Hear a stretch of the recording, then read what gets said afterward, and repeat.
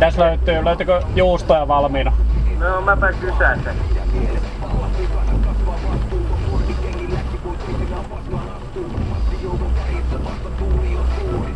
Ei valitettavasti löydy. Löytyykö mitä, onko siinä jotain valmiina? No mä kysän sen.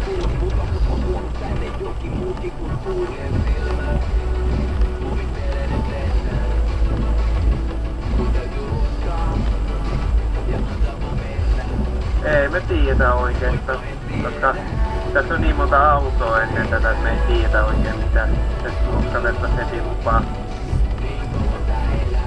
Okei, no sitten laita yksi QP-ateria niin plussana Kokisterolla. Yes. Eli QP-ateria plussana Kokisterolla. Jes. Maistuisi joku hyvä kesäinen pirkkelö tähän vielä. Ei kiitos. Täs kaikki. Jes, moro. Jes, kiitos.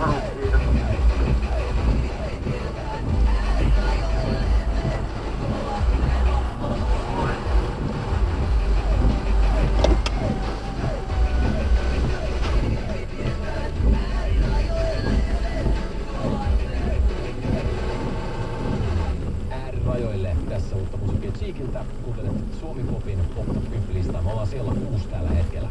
10 parhaan joukosta löytyy uutta musiikkia myöskin. Ressu ja Jussi, Suomi Poika, on aikaisemmin listalta löytynyt tänään. Se oli siellä 10, mutta Jarkko Martikainen ensimmäistä kertaa nyt sitten Suomi-popin Pop-listalla kappaleella Kesäloma kellarissa. TCT rannalle yhdessä Jokki Valosaaren kanssa löytyi sieltä 8 ja toinen uutuuskappale, jolla ei koskaan aikaisemmin ole sijoitusta löytynyt 10 parhaan joukosta on Olavi Uusivirran uusin simppu. Ollaanko tämä kesä näin? Ikuiset lapset levyltä, joka upeasti siis siellä 7. Auringon lapset ensimmäistä kertaa on löytynyt tällä viikolla maanantaina tuolta Pop-listalta. Ja eilen se löytyy sieltä 6, mutta tänään pykälää ylempänä Elokuun tyttö siellä 5. Suomi Pop Top 10 jatkuu kohta katkon jälkeen. Radio Suomi Pop. Voidaanko me mennä huvipuistoon?